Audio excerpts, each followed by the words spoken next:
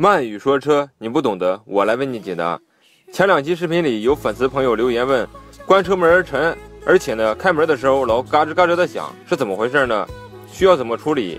本期咱们就来说一说这个问题。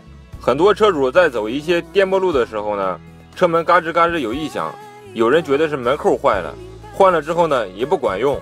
这个异响是因为呢密封条有些干涩了，换一个原厂的呢价格特别高，副厂的呢密封效果又不好。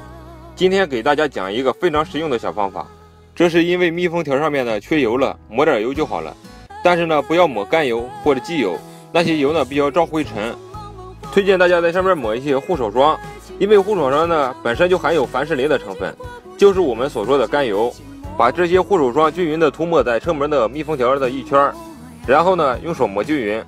最后啊，我们把车门关上，两侧让它充分的润滑以后，咱们拿毛巾把这个护手霜擦掉，这样的话异响就去除了，简单实用，而且还省钱。咱们再来说一说关车门的时候沉伴随的异响，咱们怎么处理呢？车门在使用一段时间后呢，关门的时候有些沉，有些生涩，而且还有点异响。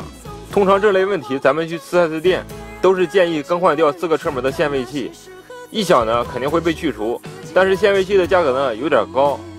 这个问题呢一般是咱们在洗车的时候，一些水啊或者毛毛啊把这个限位器上的油给带掉了，缺油了，是因为，所以咱们只要在限位器上面涂点油就可以了。但是注意一点的是，铁限位器咱们用机油，塑料的呢用甘油就可以了。这个方法呢非常简单，而且还省钱。如果此视频对您有帮助的话，希望给老弟点个关注。如果大家有更多的养车、用车、保养不懂的地方，在下方留言，我会为大家一一解答。感谢大家的支持。